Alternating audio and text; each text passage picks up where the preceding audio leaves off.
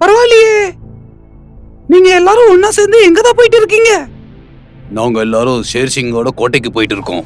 ஷேர்சிங்க்கு உடம்புக்கு கொஞ்சம் கூட முடியல, அதனாலதான் நாங்க அவங்க நிலைமையை கேட்கறதுக்காக போயிட்டு இருக்கோம். என்ன, நம்மளோட ஷேர்சிங்க்கு உடம்புக்கு முடியலையா? நானும் உங்க எல்லாரும் கூட வரேன், ஓகேவா? எல்லா விலங்குகளும் காட்டோட ராஜா அவரோட தர்பாருக்கு வராங்க. அங்க உடம்பு சரியில்லாத ஷேர்சிங் தன்னோட குகையில தரையில படுத்துக்கிட்டு இருந்தாரு.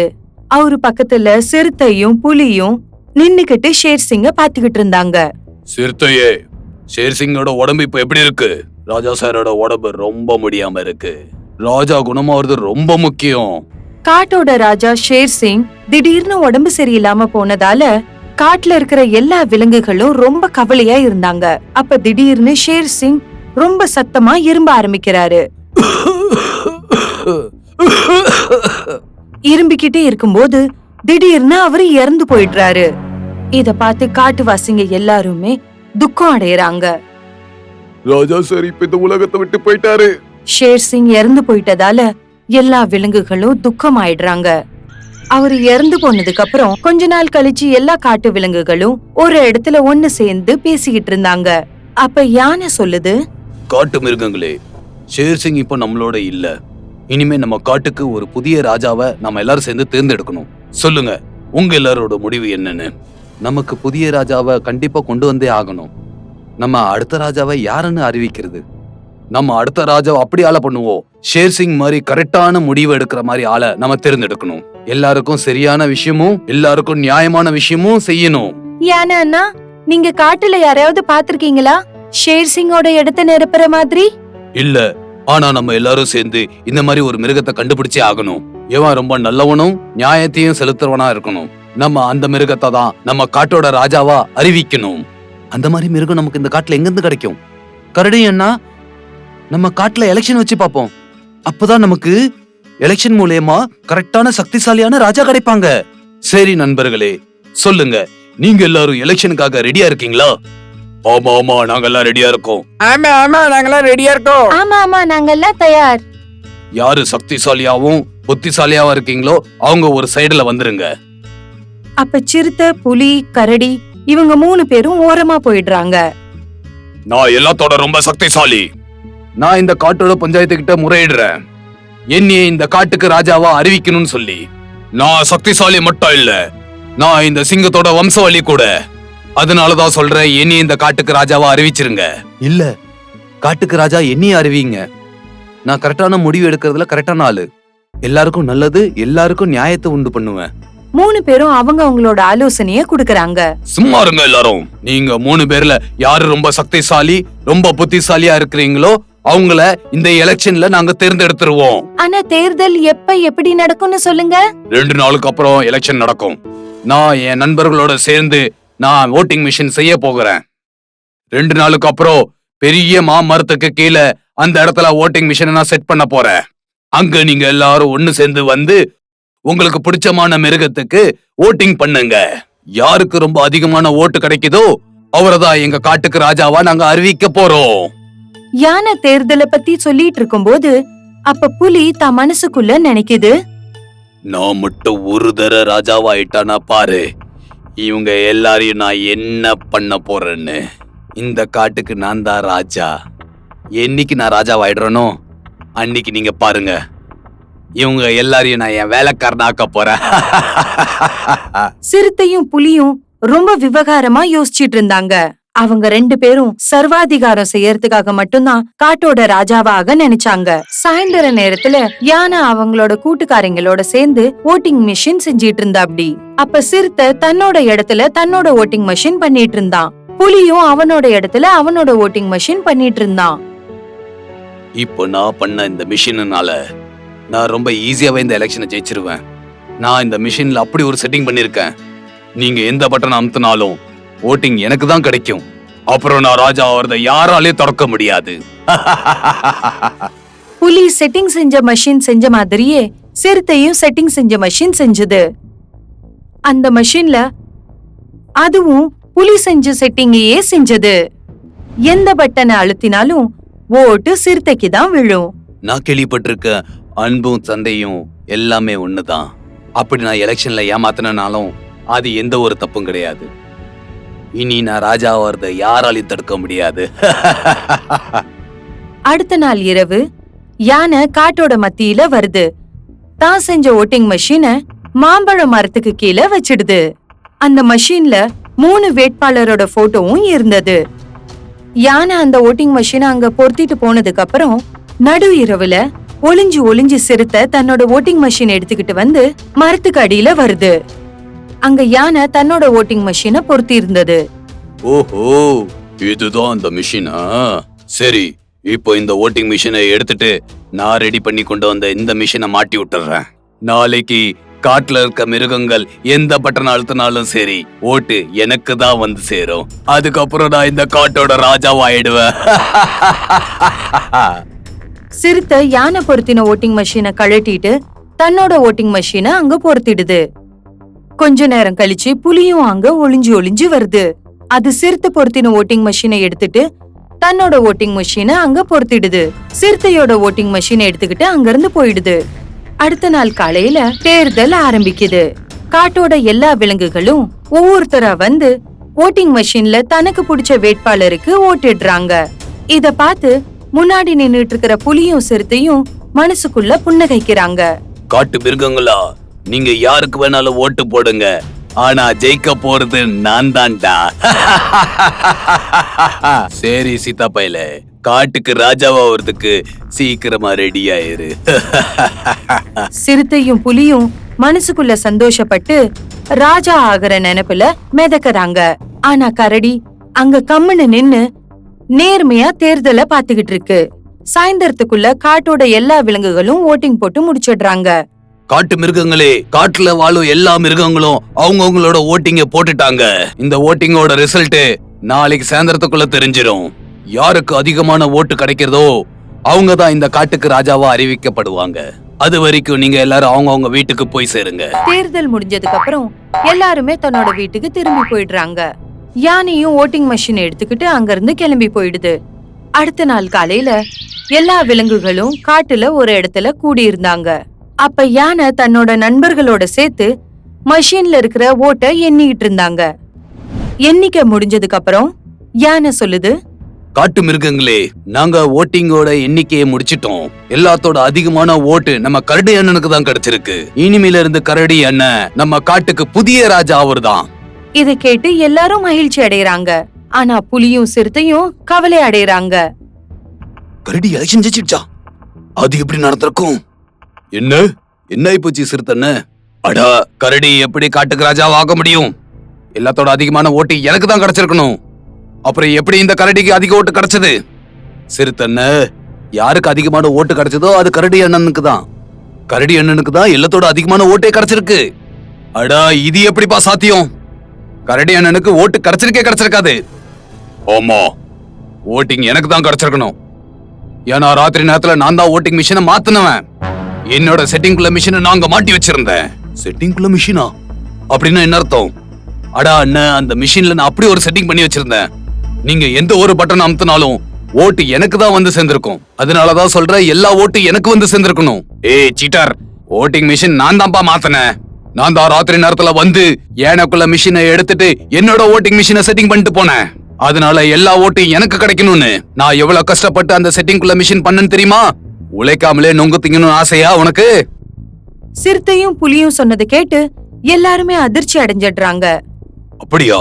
அப்போ நீங்க 2 பேரும் சேர்ந்து ஓட்டிங் மிஷின்ல ஏதோ தப்பு பண்ணிருக்கீங்க. இத தப்புன்னு சொல்லக்கூடாது, இது புத்திசாலித்தனம். அட கடவுளே, எல்லாருக்கு முன்னாடி நான் இது என்ன சொல்லிட்டேன் நானு? அடடா, இப்ப நானும் மாட்டிக்கிட்டேனே. புலியும் சிறுத்தையும் ஈவிஎம் நோண்டி இருக்காங்க. அதனால தேர்தல்ல குழப்பம் ஏற்பட போகுதுன்னு நிரூபணம் ஆயிடுச்சு. அதனால யானை முடிவை அறிவிச்சிடுது. சிறுத்தையே, புலியே, எங்களுக்கு இந்த காட்டுக்கு ஒரு நல்ல ராஜாவும் நேர்மையான ராஜாவும் தேவைப்பட்டுச்சு. நீங்க ராத்திரி நேரத்துல ஓட்டிங் மிஷினை மாத்திட்டு இருக்கிறத நான் ஒளிஞ்சு இருந்து பாத்துட்டேன். அந்த நிமிஷத்துல நான் உங்க 2 பேரையும் நோட்டீஸ் பண்ணிட்டேன். எனக்கு உடனே உங்களோட ஐடியா புரிஞ்சு போச்சு. அதுக்கப்புறம் நீங்க 2 பேரும் போன பிறகு நான் வந்து உங்களோட ஓட்டிங் மிஷினை மாத்தி என்னோட ஓட்டிங் மிஷினை வச்சுட்டு போயிட்டேன். அந்த மிஷின் வந்து ரொம்ப சரியான மிஷினா இருந்துச்சு. யாரெல்லாம் அந்த மிஷின் பட்டனை அமுத்துனாங்களோ அவங்களுக்கு தான் அந்த ஓட்டு போய் சேர்ந்திருக்கு. பாருங்கப்பா, எலெக்ஷன் கரடி தான் ஜெயிச்சிருக்கு. கரடி வந்து நம்ம காட்டுக்கு ரொம்ப நேர்மையான மிருகம். அதனாலதான் சொல்றேன், இந்த கரடி இந்த காட்டுக்கு ராஜா வருது தகுதியா உள்ளது. உங்க 2 பேர் மாதிரி சீட்டிங் பண்றவங்க எல்லாம் கிடையாது. அதுக்கப்புறம் யானை கரடிய காட்டோட ராஜாவா அறிவிச்சிடுது. பாருங்க நண்பர்களே, நாமெல்லாம் மிருகங்கள், மனிதர்கள் இல்ல. ஜெயிக்கிறதுக்காக கேவலமான விஷயம் எல்லாம் பண்றதுக்கு.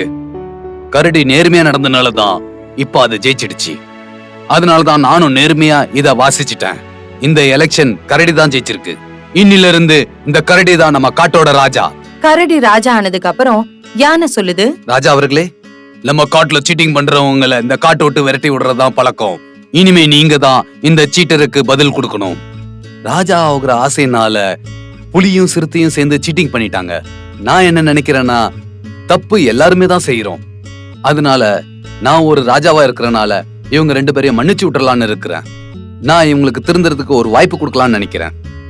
நான் இவங்க 2 பேரையும் மன்னிச்சிடுறேன். ராஜா கரடி பேச்ச கேட்டு புலியும் சிறுத்தையும் வருத்தப்படுறாங்க.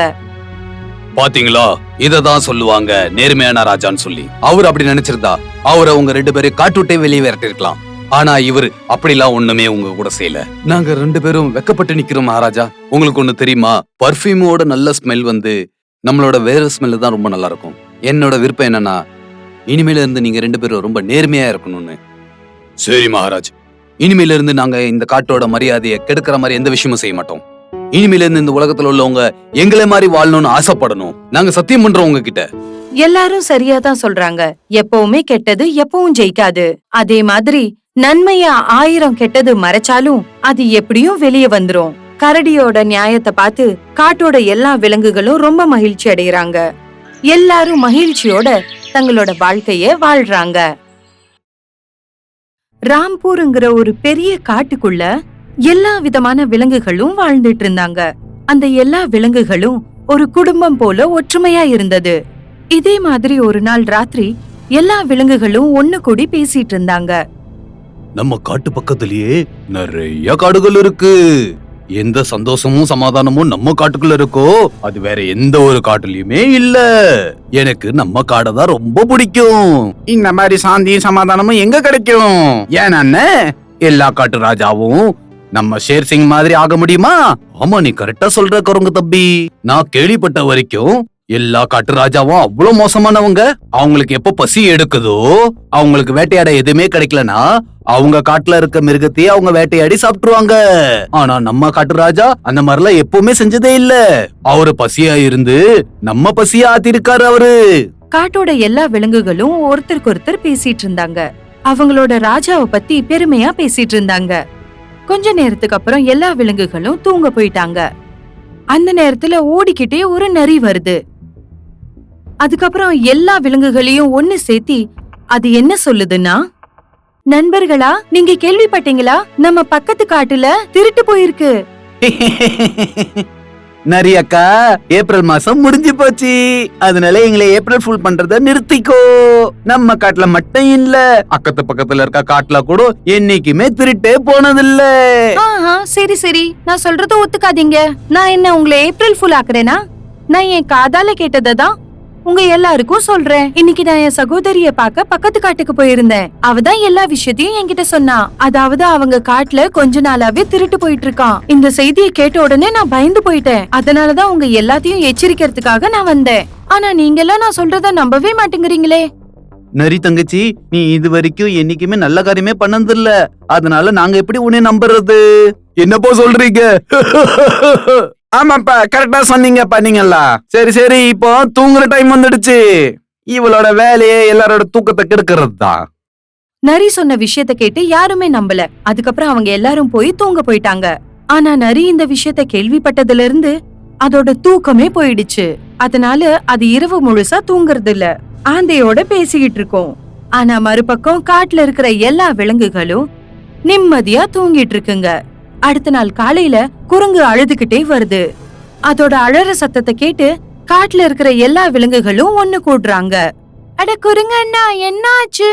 ஏன் காலங்காத்தால இப்படி அழறீங்க? ஏதாவது கெட்ட கனவு கண்டீங்களா என்ன? நிஜமா சொல்ல போனா நான் ஒரு கனவு கண்டனா என்னன்னு தெரியல மானாக்கா. என் வீட்டுல நிஜமாலுமே திருட்டு போயிடுச்சு. நான் எவ்வளவு கஷ்டப்பட்டு கொஞ்சம் கொஞ்சமா நான் எவ்வளவோ சேர்த்து வச்சிருந்தேன் தெரியுமா? 4 நாளைக்கு பழம் சாப்பிடறதுக்கு நான் இங்கங்க ஓடக்கூடாதுன்னு சொல்லி சேர்த்து வச்சிருந்தேன். இப்ப என் பசிய நான் எப்படி நான் தீர்த்துக்கிறது? யார் எனக்கு உதவி பண்ணுவா? என்ன திருட்டா? அதுவும் நம்ம காட்டுலயா? இந்த வேலையை யாருதான் செஞ்சிருப்பாங்க? எனக்கு ஒண்ணுமே தெரியாது மானாக்கா. யாரு திருட வந்தானோ அவன் பெரிய சாப்டரு. நான் கையில வச்சிருந்த வாழைப்பழத்தை திருடிட்டா. நான் அந்த பழத்தை நெஞ்சோட கட்டி பிடிச்சு வச்சிருந்தேன். நான் நேத்து நைட்டே சொன்னேன்ல, நம்ம பக்கத்து காட்டுல திருட்டு நடந்திருக்குன்னு. நான் சொல்றத கேட்காதீங்க. உங்க வீட்லயும் திருட்டு நடந்துடுச்சுல்ல? எங்களுக்கு உன் மேலதான் சந்தேகமா இருக்கு நரியே. ஒருவேளை நீ திருடி இருந்தா அதனால நாங்க உன் பேச்ச நம்பணும்ன்றதுக்காக செஞ்சிருக்கலாம்ல. என்ன சொல்றீங்க அண்ணா? நான் ஏன் இந்த குரங்கோட வாழைப்பழத்தை திருடணும்? நான் ஒன்னும் வாழைப்பழம் சாப்பிடுறது இல்லையே. அதுக்கும் மேல எங்க வீட்டு பக்கத்துல திராட்சை தோட்டம் இருக்கு. எனக்கு எப்பெல்லாம் மனசு தோணுதோ அப்பெல்லாம் போய் திராட்சையை பறிச்சு சாப்பிடுவேன். இத மறக்காதீங்க. நீங்க ஒண்ணும் என்கிட்ட பழம் கேட்க வர்றதில்ல, அதே மாதிரி நானும் உங்ககிட்ட பழம் கேட்க வர்றதில்ல. என்கிட்ட இப்படி எகத்தாளமா பேசாதீங்க. இத சொன்னதுக்கு அப்புறம் நரி அங்க இருந்து கோபமா போயிடுது. நிம்மதியா படுத்து தூங்குது. ஆனா நரி சொன்ன பேச்ச கேட்டு யாருக்குமே நம்பிக்கை இல்ல. அவங்க எல்லாருமே அந்த நரிய தான் திருடன்னு நினைச்சுக்கிறாங்க. அதனால எல்லா விலங்குகளும் நரிய கையும் களவுமா பிடிக்கிறதுக்காக பிளான் போடுறாங்க. இது வரைக்கும் நம்ம காட்டுல என்னைக்குமே திருட்டு போனதே இல்ல. போனது போயிடுச்சு. இந்த நரி தான் திருடி இருக்கு. நண்பர்களே, நான் சொல்றத நல்லா கவனமா கேளுங்க. இன்னைக்கு யாருமே தூங்காதீங்க. எப்போ அந்த நரி நம்ம வீட்டுல திருட வருதோ அப்ப அத கையுங்களுமா பிடிச்சிருவோம். அதுக்கப்புறம் அவளை ஷேர்சிங்க்கு முன்னால நிறுத்துவோம். அவளுக்கு ஏத்த தண்டனை நம்ம வாங்கி கொடுப்போம். இப்ப எல்லா விலங்குகளும் இரவு ஃபுல்லா தூங்காம இருக்காங்க. அவங்க நரிய தவிர வேற யாரு மேலயும் கண்ண வைக்கல. நடு இரவுல நரிய பாத்துக்கிட்டே இருக்கும்போது எல்லா விலங்குகளும் தூங்கிடுதுங்க. அடுத்த நாள் காலையில அவங்க கண் முழிக்கும் போது அப்புறம் யானை என்ன பாக்குதுன்னா அதோட வீட்டுலதான் திருட்டாயிருக்கு. அடடா, இல்ல இல்ல, என் வீட்டுல திருட்டு போக கூடாது. என் வீட்லயே திருட்டு போயிடுச்சு. இந்த திருட்டு யார் பண்ணிட்டு இருக்கா? நரி என் முன்னாலே தான் நின்னுட்டு இருந்துச்சு. என்ன அப்படின்னா நீங்க எல்லாரும் இரவு ஃபுல்லா என்ன பாத்துட்டு இருந்தீங்களா? அதுவும் நான் தான் திருடி இருப்பேன்னு சந்தேகப்பட்டீங்களா? எப்படியும் என்ன நடந்துச்சோ தேங்க்யூ. நீங்க என்ன பாத்துட்டு இருந்ததுனால என் வீட்ல திருட்டாகல, யானை அண்ணன் வீட்ல தான் திருட்டாயிருக்கு. அட கம்முன்னு இருங்க, உள்ளுக்குள்ளேயே சண்டை போடாதீங்க. இதெல்லாம் வேஸ்டான பேச்சு. இது நமக்குள்ள சண்டை போடுற நேரம் இல்ல. இப்ப அந்த புத்திசாலி திருடனை பிடிக்கிறதுக்கான நேரம். அப்புறம் அதை நாம தனியா செய்ய முடியாது. அப்ப நம்ம என்ன செய்யறது? காட்டுல திருட்டு அதிகரிச்சுக்கிட்டே இருக்கு. இதே மாதிரி நாம தினந்தோறும் நைட்டு ஃபுல்லா முழிச்சிட்டு இருக்க முடியாது இல்லையா? ஒருவேளை அந்த புத்திசாலி திருடன் பகல்ல திருடிட்டா? நரியக்கா, நீங்க கரெக்டா தான் சொல்றீங்க. மானாக்காவும் கரெக்டா தான் சொல்றாங்க. இனிமே நம்ம ஷேர்சிங்கிட்ட போயே ஆகணும். அவர்கிட்ட சொல்லணும் நம்ம காட்டுல திருட்டு போயிட்டு இருக்குன்னு. ராஜாக்கு ஏற்கனவே உடம்பு சரியில்லை. இந்த மாதிரி நேரத்துல இந்த மாதிரி விஷயத்த சொல்லணுமா? அதனால நம்மளால அவரோட உடம்பு முடியாம போயிட போகுது. யானா அண்ணா, நீங்க திரும்பவும் இதெல்லாம் யோசிச்சுட்டு இருந்தீங்கன்னா திரும்பவும் உங்க வீட்டுல திருட்டாயிடும். திருடனை பிடிக்கிறதுக்கு யோசிங்க. இப்ப அந்த திருடனை நம்ம ராஜா ஷேர்சிங் தான் பிடிக்க முடியும். நான் நரி சொல்றத ஒத்துக்கிறேன். இவங்க சொல்றது சரிதான். நாம இப்ப உடனே அந்த திருடனை பிடிச்சாகணும். அப்பதான் காட்டுல திருட்டு நிக்கும். இப்ப காட்டோட எல்லா விலங்குகளும் வருத்தத்தோட ராஜா ஷேர்சிங் கிட்ட போறாங்க. அவங்க கிட்ட போய் எல்லா விஷயத்தையும் சொல்றாங்க.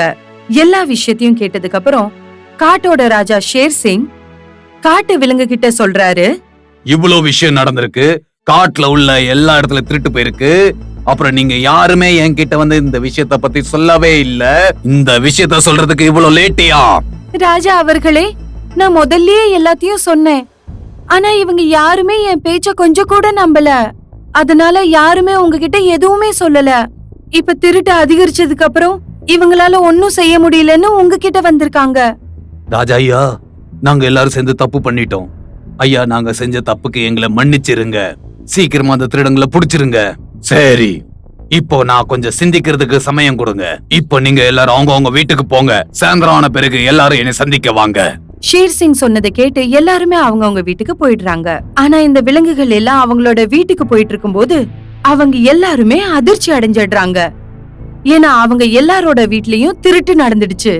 இதெல்லாம் பார்த்ததுக்கு அப்புறம் அந்த எல்லா விலங்குகளும் திரும்பவும் கவலையோட ராஜா ஷேர்சிங் கிட்ட ஓடி போறாங்க. அவர்கிட்ட சொல்றாங்க, மகாராஜா, இப்ப யோசிக்கிறதுக்கு கூட நேரம் இல்ல. நீங்க இப்ப உடனே ஏதாவது செஞ்சாகணும். அதனால உடனுக்குடனே நம்ம ஏதாவது பண்ணி ஆகணும். ஏன்னா இந்த திருடன் ரொம்பவே புத்திசாலி. ஆமா மகாராஜா, வீட காலியா விடுறதுனாக்கா தலைவலிய நானே சுமந்துட்டு போற மாதிரி.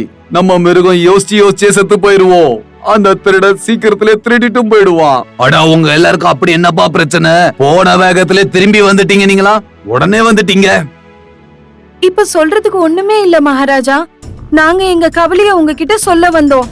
ஆனா அதுக்குள்ள அந்த திருடன் எங்க வீட்ல திருடிட்டு ஓடி போயிட்டான். எனக்கு மனசுக்கு ரொம்ப கஷ்டமா தான் இருக்கு. நான் உங்க வீட்டு பொருள் எல்லாம் காப்பாத்த முடியலன்னு அந்த திருடர்களும் பட்ட பகல்ல கொள்ள அடிச்சிட்டு ஓடிட்டாங்க. நான் உங்க எல்லாருக்கும் ஒரு சத்தியம் பண்ணி கொடுக்கறேன். நான் கூடிய சீக்கிரத்துல அந்த சாப்டர் திருடனை புடிச்சே தீருவேன். ஆனா மகாராஜ், நாங்க இனிமே என்ன பண்றது? இதே மாதிரி நடந்துட்டு இருந்துச்சுன்னா இந்த காட்டை விட்டு நாங்க எல்லாரும் ஓடியே போயிருவோம். யாருமே இந்த காட்டை விட்டு வெளியே போகணும்னு அவசியமே கிடையாது. நான் நல்லா யோசிச்சுட்டேன் நம்ம என்ன செய்யணும்னு. நான் உங்ககிட்ட ஒரு விஷயத்த சொல்றேன். இன்னைக்கு ராத்திரி நீங்க யாரும் தூங்க கூடாது. தூங்குற மாதிரி நடிக்கணும் நீங்க எல்லாரும். அதே மாதிரி நான் என்னோட நண்பர்களோட சேர்ந்து முழு காட்டையும் ரவுண்ட் அடிக்க போறேன். என் கண்ணு முன்னால அந்த சாப்டர் திருட மட்டும் வந்துட்டானாக்கா அவனை அந்த நேரத்துல அவனை புடிச்சிருவேன். நானே பாத்துக்கிறேன் அந்த திருட எப்படி தப்பிக்கிறான்னு. ஷேர் சிங் சொன்னதுக்கு அப்புறம் எல்லா விலங்குகளும் இப்ப அதே மாதிரி செய்யறாங்க. எல்லா விலங்குகளும் அவங்க வீட்ல தூங்குற மாதிரி நடிக்கிறாங்க. அதுக்கப்புறம் இரவு நேரத்துல அந்த ஓநாய் மெதுவா நடந்து வந்துட்டு இருக்கும்போது எல்லா விலங்குகளும் தூங்குறத பார்த்த உடனே சிரிச்சுக்கிட்டே தனக்கு தானே சொல்லுது, இந்த காட்டுல உள்ள மிருகங்கள் எல்லாம் இவ்வளவு முட்டாளா இருக்கும் நான் எதிர்பார்க்கவே இல்ல. இன்னைக்கு பகல்ல தான் இவங்க வீட்டுக்குள்ள பூந்து நான் திருடுனேன். ஆனாலும் இவங்க எல்லாம் முட்டாள் மாதிரியே இன்னும் தூங்கிட்டே இருக்காங்க. எனக்கு என்ன பிரச்சனை இவங்கள வச்சு? நான் இங்க திருடுறதுக்காக தான் வந்திருக்கேன். இப்ப நான் இங்க இருந்து திருடிட்டு தான் போக போறேன். இப்ப ஓநாய் திருடுறதுக்காக எல்லாத்துக்கும் முதல்ல குரங்கோட வீட்டுக்குள்ள போகுது. அதோட வீட்ல இருந்து சில பொருட்களை திருடிடுது. அதுக்கப்புறம் மானோட வீட்டுக்கு போகுது. அங்க இருந்தும் சில பொருட்களை திருடிடுது. ரெண்டு வீட்லயும் திருடினதுக்கு அப்புறம் ஓநாய் தனக்கு தானே சொல்லுது, விடிய போகிறது. இன்னும் ஒரு வீடை மட்டும் நம்ம திருடிட்டா போதும். இந்த முயலோட வீடு இவ்வளவு சின்னதா இருக்கு. இவன் வீட்டுக்குள்ள திருடணும்னா ரொம்ப கஷ்டப்பட வேண்டியது இருக்கு. அதனாலதான் இவன் கொஞ்ச நாளாவே தப்பிச்சிட்டு இருந்தான். ஆனா இன்னைக்கு இவன் தப்பிக்க மாட்டான். இன்னைக்கு இவன் வீட்டுல நான் திருடியே தீர்வேன். இத சொன்னதுக்கு அப்புறம் ஓநாய் தன்னோட கைய முயலோட புதருக்குள்ள விடுது. அது தன்னோட கைய முயலோட புதருக்குள்ள விடும்போது முயலும் அதோட நண்பர்களும் அதோட கைய பிடிச்சுக்கிறாங்க. பின்னாடி இருந்து ஷேர் சிங் வந்து அத பிடிச்சிடுது. அப்புறம் அதுகிட்ட சொல்லுது, ஓ நீதான் அந்த திருடனா? இவ்வளவு நாளா எங்க காட்டுல திருடிட்டு இருந்தவன் நீதானா? நீ என்ன நினைச்சிட்டு இருந்த? உன்னை என்னைக்குமே பிடிக்க முடியாதுன்னா ஒன்னு ஞாபகத்துல வச்சுக்கோ. திருடன் எவ்வளவு பெரிய ஆளா இருந்தாலும் ஒரு நாள் மாட்டி திருவான். அடடா இல்ல ஷேர் சிங், நான் அந்த திருடன் கிடையாது. நான் வெறும் இன்னைக்குதான் திருடணும்னு வந்தேன். என்னை விட்டு, நான் உன் காட்டு சேர்ந்தவன் தான். என்ன முட்டாள் நினைச்சிட்டு இருக்கியா? என் காட்டுல இருக்க மிருகங்கள் எதுவுமே இன்னைக்குமே திருநதே கிடையாது. அதே மாதிரி எங்க காட்டுல என்னைக்குமே திருட்டே நடந்ததே கிடையாது. நீ வேற காட்டோட மிருகம். நீ எங்க காட்டுல வந்து டெய்லி திருடிட்டு இருக்க. நீங்க இதுக்குள்ள தண்டனை உனக்கு கண்டிப்பா கிடைச்சே தீரும். உனக்கு தண்டனை இங்கேயும் கிடைக்கும். அதே மாதிரி உன் காட்டுக்குள்ளயும் உனக்கு தண்டனை கிடைக்கும். நண்பர்களே, இவனை கட்டி போட்டு ஜெயிலுக்குள்ள போடுங்க. ஷேர் சிங் அந்த ஓநாய் திருடனை ஜெயிலுக்குள்ள போட்டுடுது. அப்புறம் அதோட காட்டுல இருந்து அதோட ராஜா சிங்கத்தை கூப்பிடுது. அந்த ஓநாய் திருடனை அதோட கையில பிடிச்சு கொடுத்துடுது. அதுக்கப்புறம் அந்த ஓநாயோட ராஜா சிங்கம் அதுக்கு கடுமையான தண்டனை கொடுக்குது. உங்களுக்கு இந்த வீடியோ ரொம்ப பிடிச்சிருந்ததுனாக்கா ப்ளீஸ் எங்க சேனலுக்கு சப்ஸ்கிரைப் பண்ணுங்க. அப்புறம் லைக்கும் ஷேரும் பண்றதுக்கு மறந்துடாதீங்க. நன்றி.